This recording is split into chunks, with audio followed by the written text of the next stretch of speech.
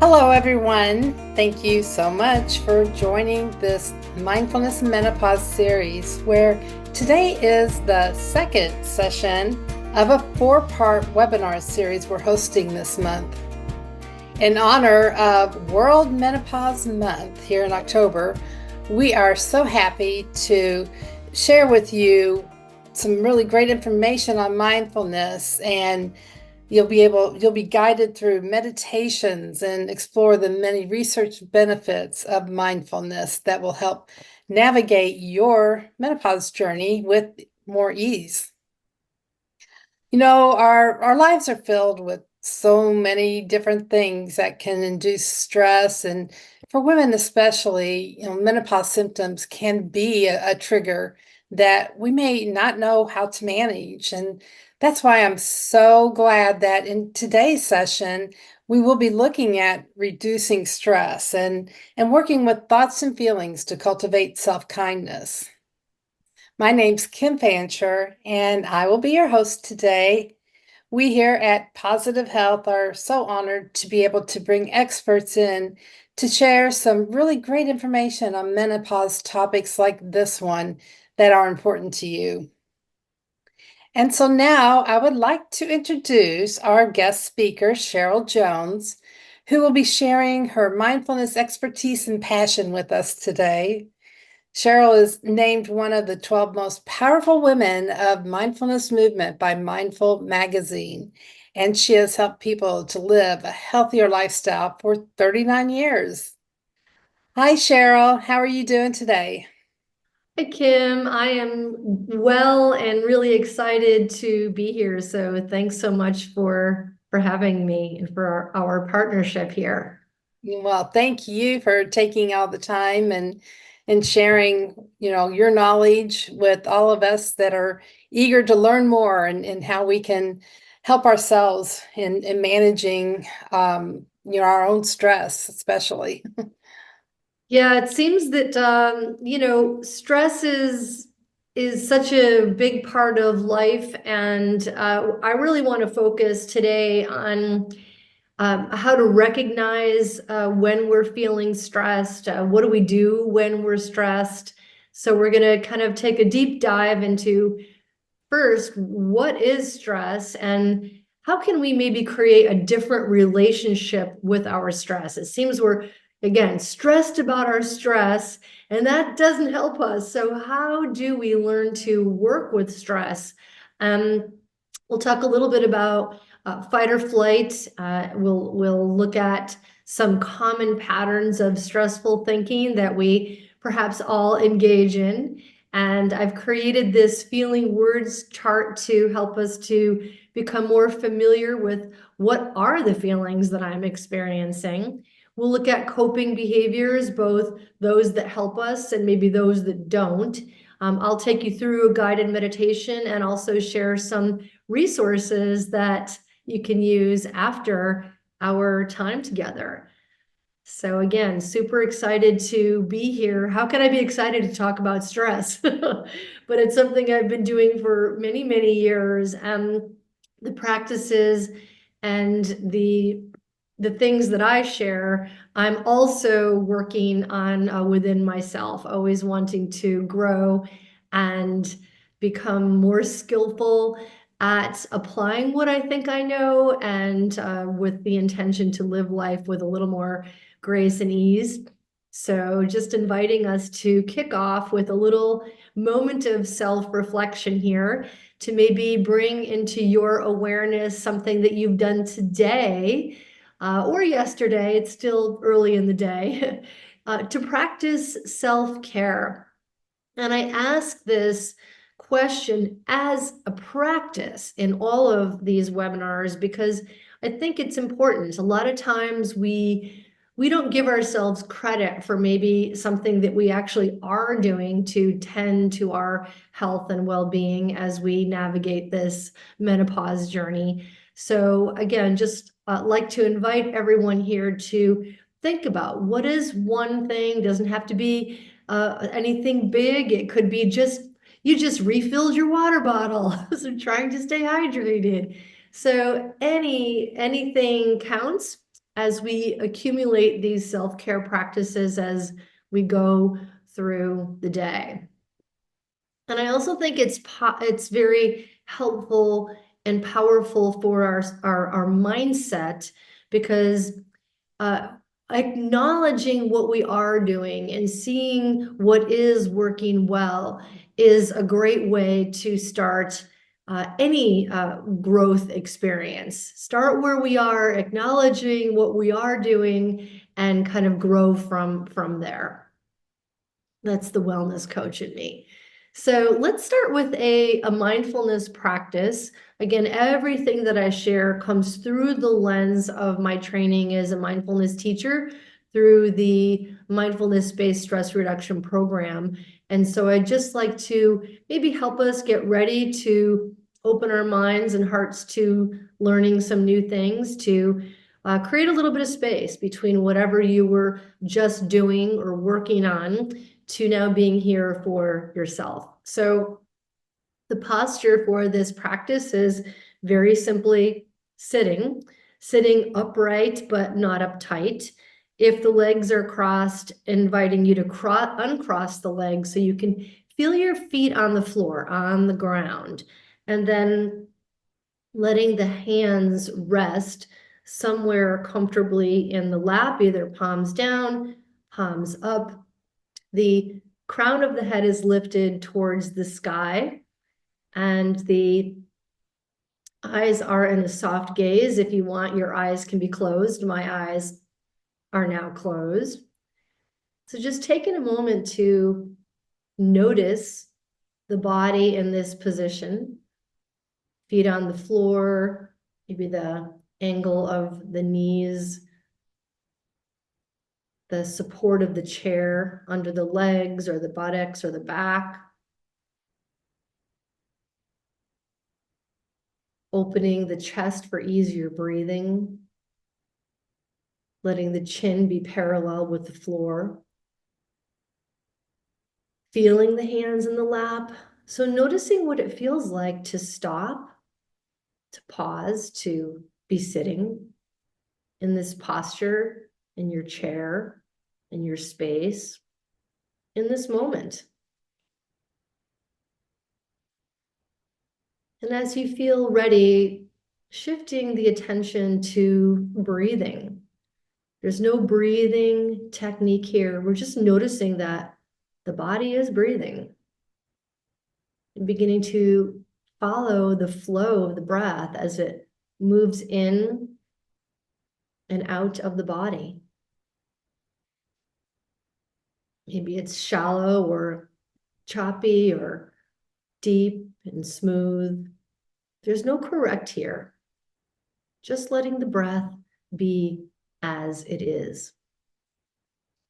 Letting yourself be as you are in this moment.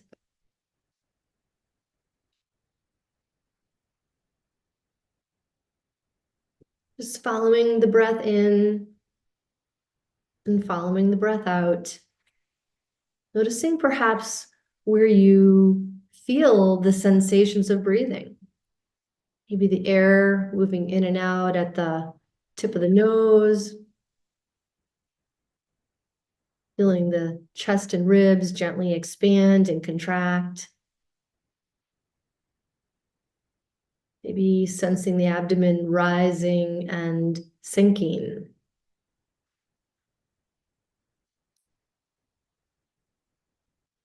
And letting your awareness settle on the sensations of breathing wherever you feel them most clearly.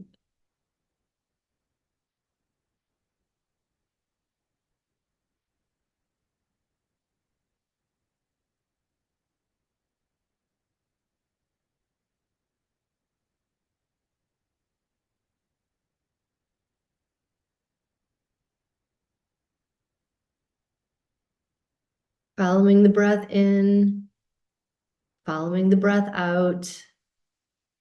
Maybe noticing that place where the inhalation meets the exhalation. That space between.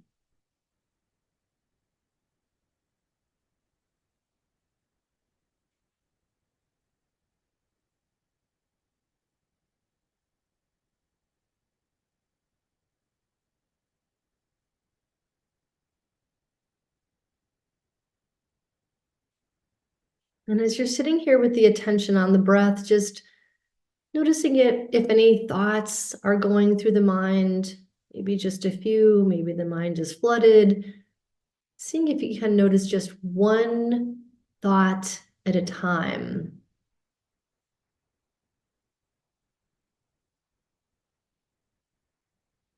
Notice a thought, let it go, come back to the breath, back to being here now.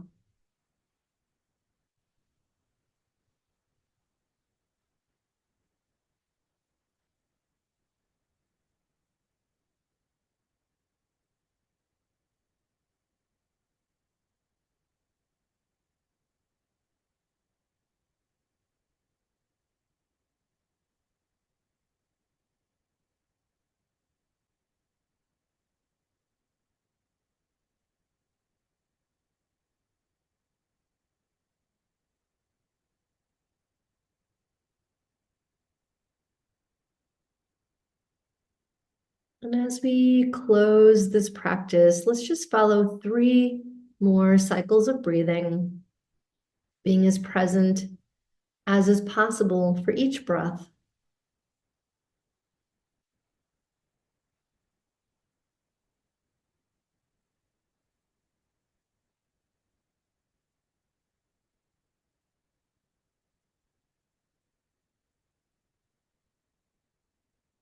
And as you're ready, gently allowing the eyes to open if they were closed, taking a moment to get reacquainted within your space.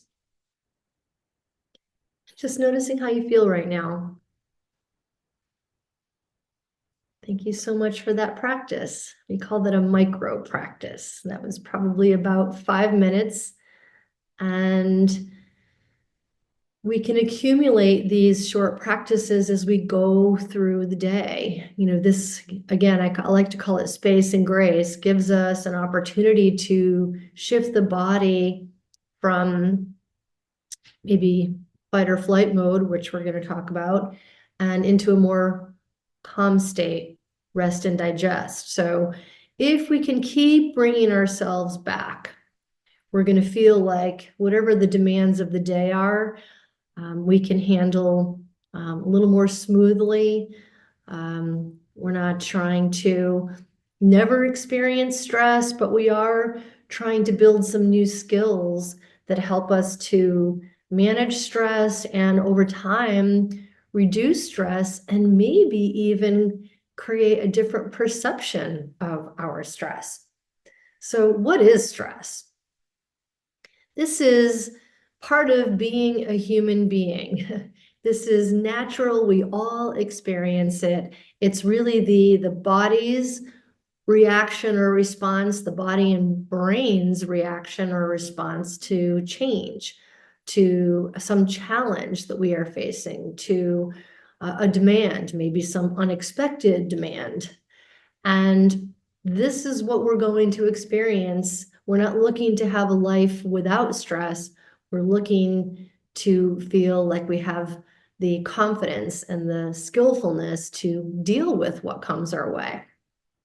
It's part of our wiring. We are, as human beings, wired to be able to keep ourselves safe when we feel a threat.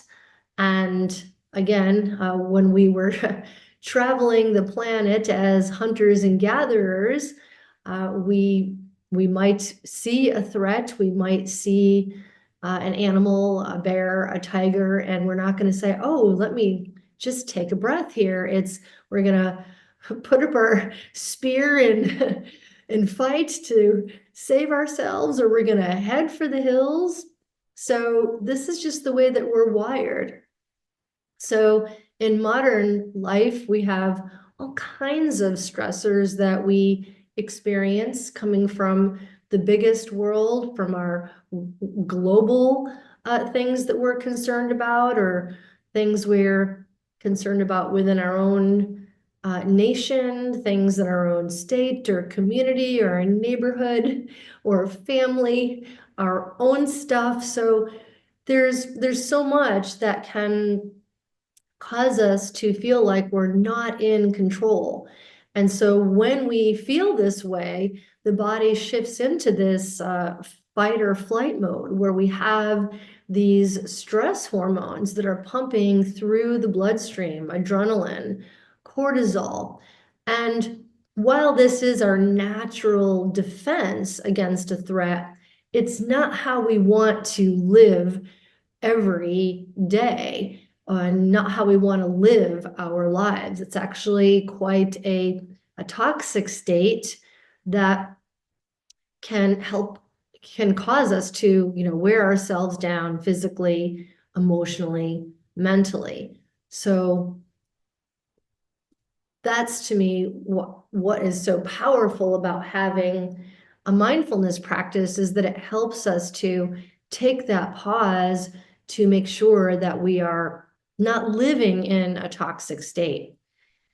And I think like without having a mindfulness practice, we are experiencing, again, the speed that life is causing us to live at and it's only getting faster with technology, right? So we all have these different coping behaviors that maybe we are aware of, or maybe we're not aware of. How do we handle stress? So on this slide, I just wanted to, share, again, we're not here to judge ourselves. Mindfulness practice is all about seeing clearly what's happening within me, what's happening around me, how am I showing up for myself and for the people around me.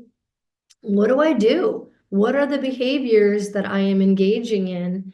And how can I learn from what I see about myself? And so we all engage in behaviors that are either helpful or not so helpful given a particular situation.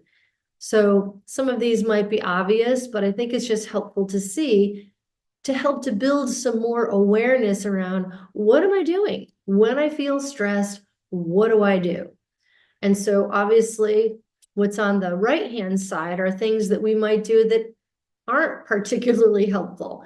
We all engage in stress eating and, again, it's not like we're here to judge ourselves, but we certainly don't want the things that are not so helpful to be habits like engaging in stress eating or lashing out at others. A lot of times when we're stressed, we react and make the situation worse, or the opposite. We hold everything in, we suppress our feelings, and we can actually make ourselves sick if we don't have a positive outlet for those negative situations that we might find ourselves in. I love to binge watch sometimes, especially when my energy is not so low and I just need a breather. Do I do it every day? No. So again, we all do these behaviors sometimes. We want to be aware of, how much time am I spending doing these things that are not so helpful? Maybe spending too much time alone, overusing certain substance. This is when we go for that third glass of wine, and overworking. Work and feeling valued is a great part of life, but that can get us into trouble too.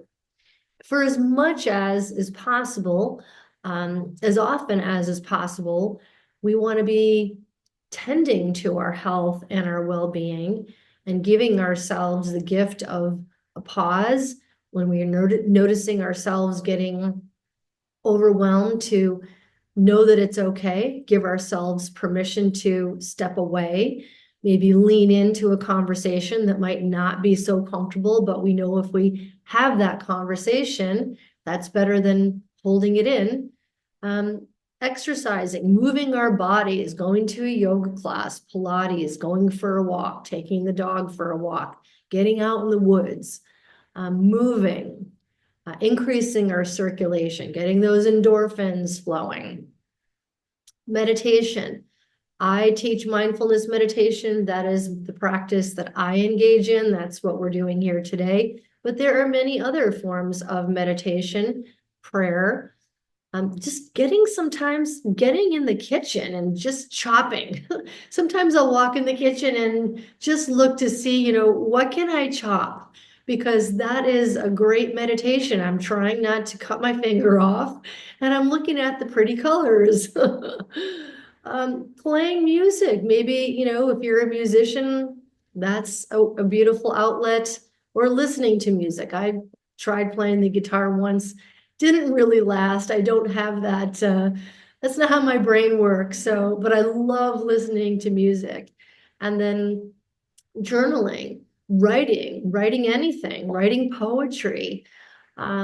These are things that are really helpful. And of course, there are many, many more, but just to kind of help us to start cultivating some awareness around, well, what do I do? What are my coping strategies for dealing with stress?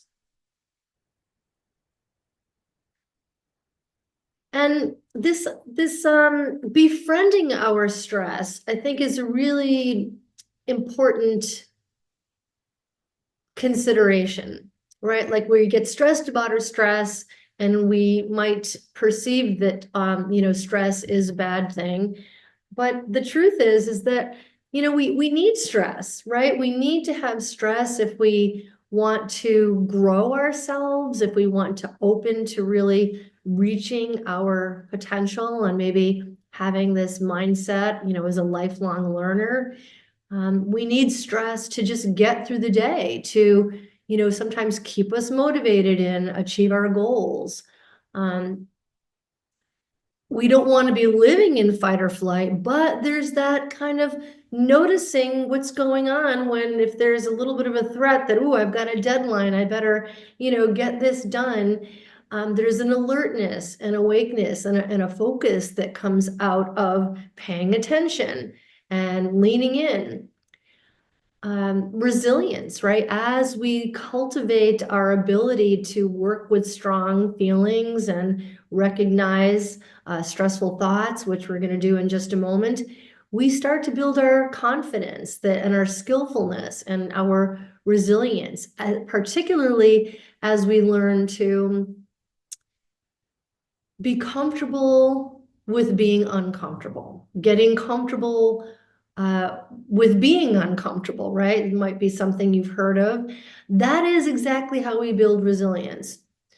And let's face it, I mean, we need contrast in life. We can't have everything going according to plan and having everything be perfectly positive and wonderful, because how would we know it was wonderful if we didn't have something, really yucky happen? So we do need contrast in life. So the invitation here is to see if we can befriend our stress and maybe create a different relationship with stress.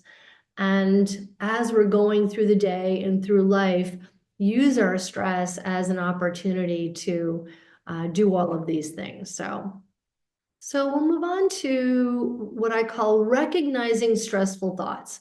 Mindfulness practice, what's unique about it is that we are tuning into what we call objects of our attention. So while we're sitting there in meditation, what the heck are we paying attention to? And so we are aware of breathing, we're aware of thoughts, we're aware of feelings, we're aware of sensations within the body, and we're aware of our surroundings. So I want to talk a little bit about recognizing stressful thoughts.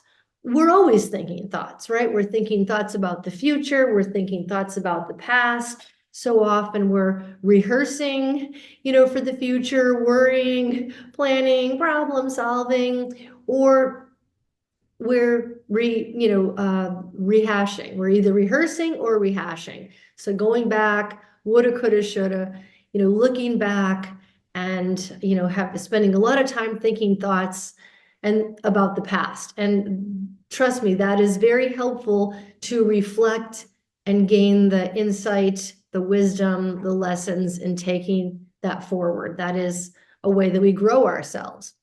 A lot of times we're losing mental energy by having the mind be consumed with all these stressful thought patterns. And these are the big five. So catastrophizing, this is when we think thoughts like, oh my gosh, this is the absolute worst thing that could possibly happen, or this is the worst day of my life. And I pray that isn't so, but this is a thought pattern. It's a stressful thought pattern. We get into catastrophizing. What ifing? This is when we hear ourselves thinking or even saying out loud, what if this happens, or what if that doesn't happen? Shoulding, that is, oh, they should have done this. She should have done that. He shouldn't have done that. All the shoulding that goes on. Guilting, this is when we kind of really get down on ourselves. Oh, I'm such an idiot. What was I thinking? Or these always and never statements. This is this extreme thinking. Well, they always do that, or people never do that. So when we notice ourselves, our minds kind of really spinning out there, and we feel like we're getting overwhelmed with the mind being flooded with thoughts, mindfulness, present moment awareness, pausing helps us to notice, what are the thoughts going through my mind? And when we catch ourselves thinking these types of stressful thoughts, catastrophizing, what ifing, shoulding, guilting, always or never, these kinds of thoughts, when we notice them, can provide a cue. They can act as a reminder to say, okay, I need to pause. I need to stop, put my 2 feet on the ground, follow my breath in and out, and reground myself, recenter myself, get myself out of fight or flight, and get back to rest and digest. So it's not that we don't want to have these thoughts. We're not trying to block these thoughts out. We're not trying to make these bad thoughts. We're going to let these stressful thoughts be a cue to practice self-care, to stop, give ourselves some space and grace. I'd like to invite us to shift now to acknowledging emotions. A lot of times we're just really not sure what we're feeling. I had a woman say to me in a workshop recently, I don't know how I feel. How do I know how I feel? Another woman said, I feel two things. I feel angry and sad all the time.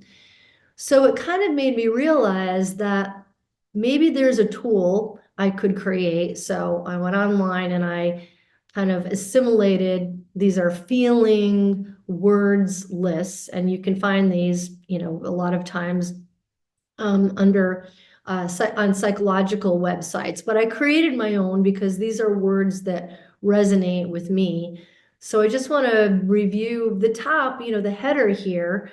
Angry, anxious, sad, confident, happy, content. So these are the headers that maybe we would recognize that this is how I'm feeling in a moment, but then sometimes they become kind of catch-all terms. So when I say that I'm feeling confident, what do I really mean? When I say that I'm feeling angry, what do I really mean? So I just like to invite you, as you're looking at this list, feel free to take a picture of it and maybe jot down 2 other words that are a little more specific. So when I'm feeling anxious, what does that mean? Am I feeling helpless in this moment?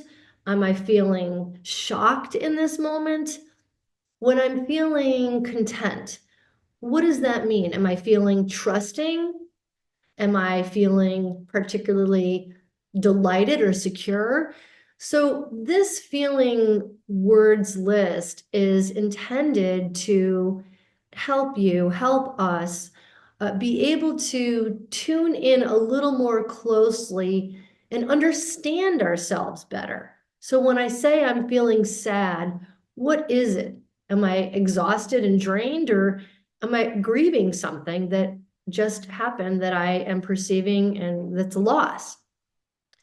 So as we start to tune in to how am I actually feeling in this moment, again, we don't need to stew or dwell in any particular emotion. We're noticing. Mindfulness practice is about noticing and making all feelings acceptable. However I feel is how I'm feeling in this moment. So by acknowledging and creating some space to be with ourselves as we are, that is what informs how we can better take care of ourselves. So what do you see? I'm inviting you to look at this picture, and you can either put it in the chat or you can just say it out loud. What do you see in this picture?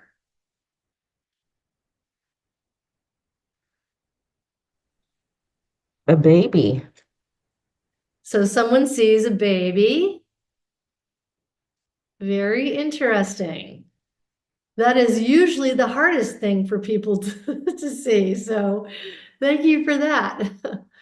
And there's no right or wrong here, no gold stars. It's just interesting. Does anybody see something else? How about a lake or a tree or a couple standing by the shore? Anybody see that? The point here is that we could get 100 people looking at this slide and everyone would see something different because our views are different. No two people will ever see something exactly the same way because we're different. We all have unique upbringings and our socioeconomic status, our demographics, what town, what city, what state, what country, our educational background. All of these things shape the lens that we see life through. And so what I love about mindfulness practice is that it really can help us to open our minds and see different perspectives, cultivate over time an openness, a curiosity, and see things from a variety of different views. So I'm actually going to stop sharing for just a moment. And I have something that I would like to read to you. So this is a poem, and it's called The Cookie Thief by Valerie Cox. The Cookie Thief. A woman was waiting at an airport one night with several long hours before her flight. She hunted for a book in the airport shops, bought a bag of cookies, and found a place to drop. She was engrossed in her book, but happened to see that the man sitting beside her, as bold as could be, grabbed a cookie or two from the bag in between, which she tried to ignore to avoid a scene. So she munched the cookies and watched the clock as the gutsy cookie thief diminished her stock. She was getting more irritated as the minutes ticked by, thinking if I wasn't so nice, I would blacken his eye. With each cookie she took, he took one too. When only one was left, she wondered what he'd do. With a smile on his face and a nervous laugh, he took the last cookie and broke it in half. He offered her half as he ate the other. She snatched it from him and thought, oh, brother, this guy has some nerve and he's also so rude. Why, he didn't even show any gratitude. She had never known when she had been so galled and sighed with relief when her flight was called. She gathered her belongings and headed to the gate, refusing to look back at the thieving ingrate. She boarded the plane and sank in her seat. Then she sought her book, which was almost complete. As she reached in her baggage, she gasped with surprise. There was her bag of cookies in front of her eyes. If mine are here, she moaned in despair. The others were his, and he tried to share. Too late to apologize, she realized with grief that she was the rude one, the ingrate, the thief. So, I don't know about you, but I've been wrong a lot. What I think is going on, what I am perceiving, is not what is true. And we've all been on both sides of that. So, what I love about the cookie thief is that it's a loving reminder that things are not always as they seem. And sometimes the way what we think is going on, why somebody did something, what's happening, what's causing us stress, we might not be seeing things in the way that they actually are. And I think, to me, this can help us to reduce our stress when we start to be a little more open and a little less rigid in our perception. That can help us to not feel so stressed. And also, I think this applies to our bodies when we're going through any kind of a physical challenge, when we're going through menopause. It's a time when we kind of lose sight of the body, and maybe get a little judgmental or very judgmental. We don't like what we're experiencing in the body. We don't like what it's doing to our our brains. Sometimes we feel foggy and have a hard time focusing, and just all these changes that we're experiencing can cause us to get into stressful thinking, and maybe have some judgmental feelings, some difficult emotions, so that all these changes can cause us to lose perspective. So the invitation here, as we're wrapping up our session, is to create a more empowering view of your body.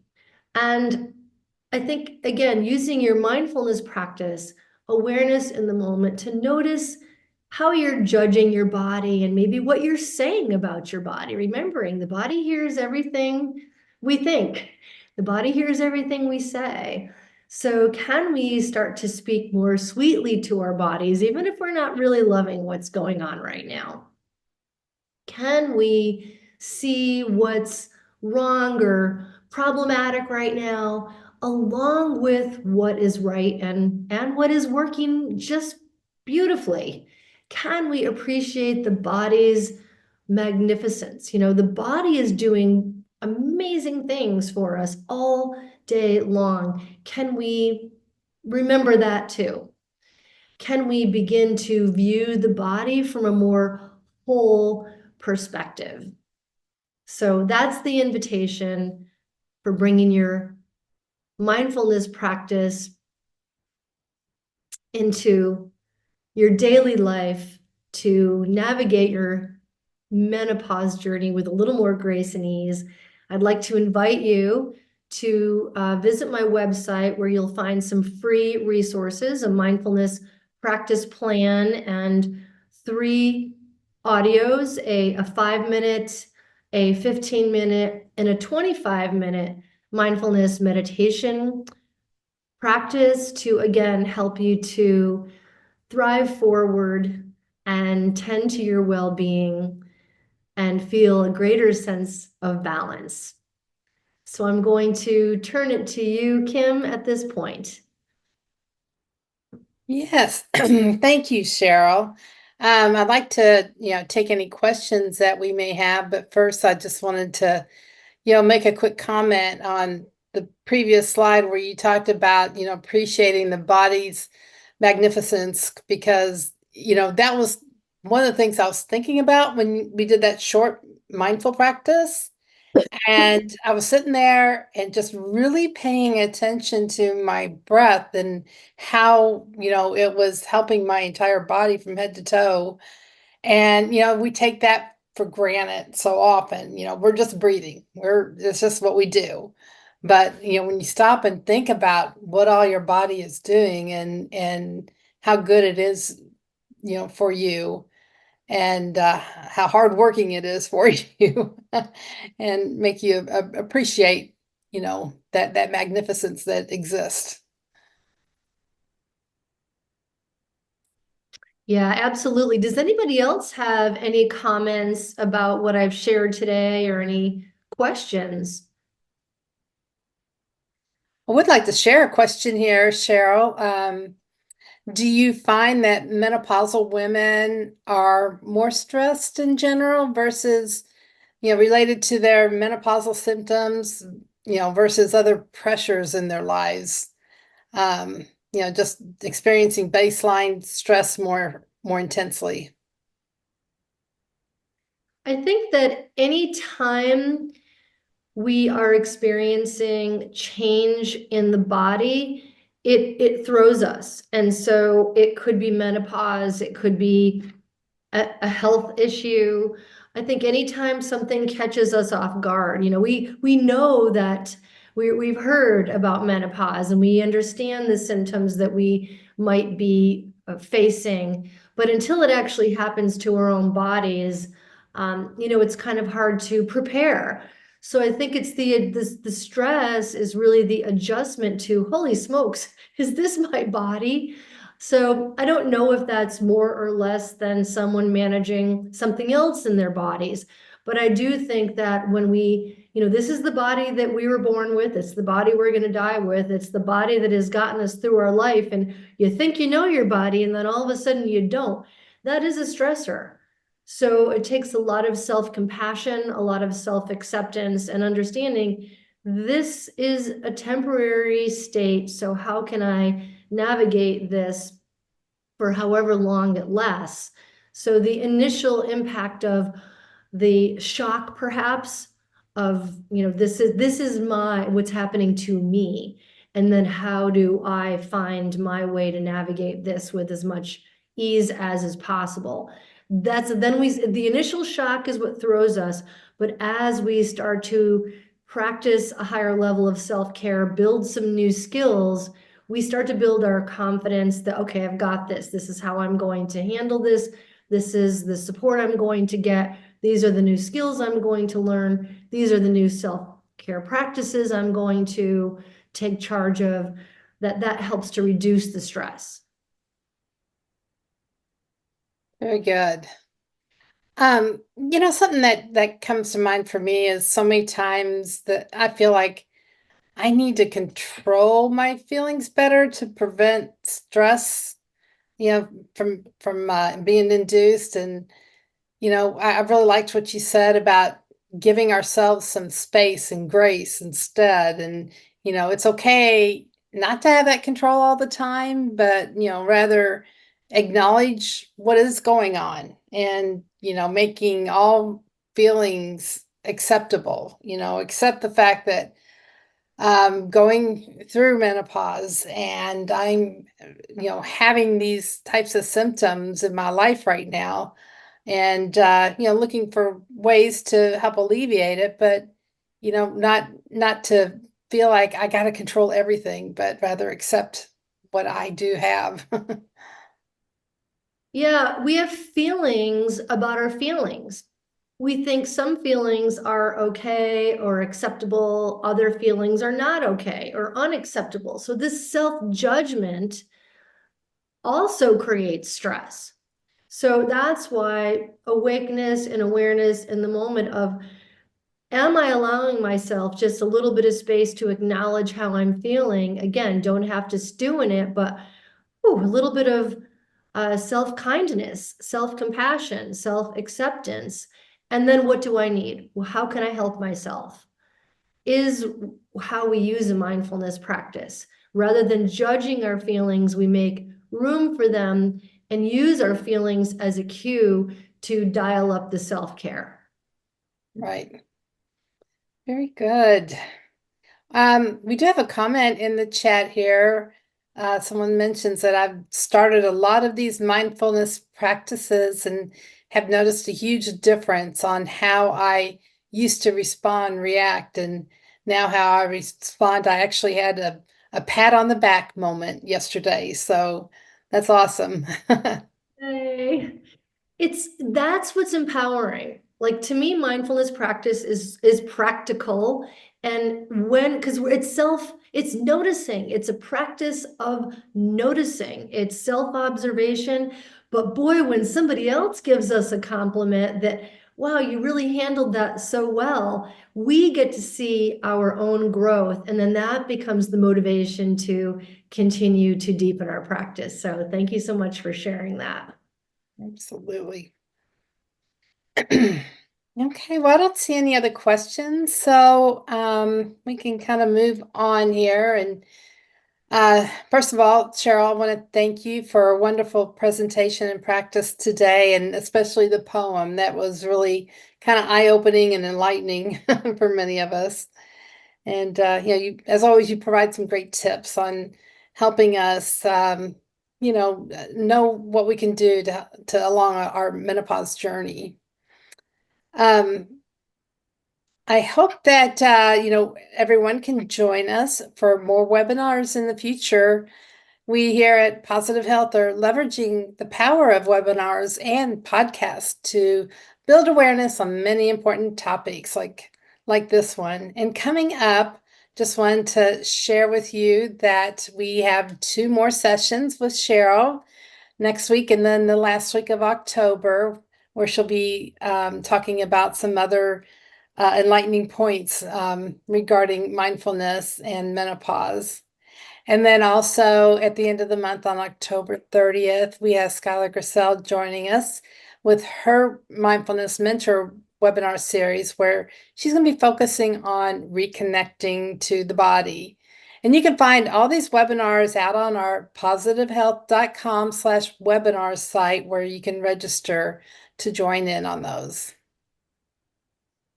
And then I mentioned podcasts. We had our most recent podcast release was on the topic of herbal medicine. So you can go out and listen in on what clinical herbalist Kay Sadamad has to say about that and many other topics. And they are all posted out on our positivehealth.com/podcast site, or you can also find them where you subscribe for other podcasts at Amazon, Apple, Spotify, and iHeartRadio. And then I want to mention, if you're not already a member of Positive Health, that you have that opportunity to do so just by going to our positivehealth.com/membership site and enroll there, where you can join in on a pilot program that we have available, offering a holistic, one-stop digital health experience supporting your menopause journey. And right now, it's been extended to be a free pilot program until March 31st. All right. Well, thank you again, Cheryl, for so much for everything today. And thank you, everybody who have taken the time to join us. I hope everyone has a wonderful week ahead, and we look forward to another session next week.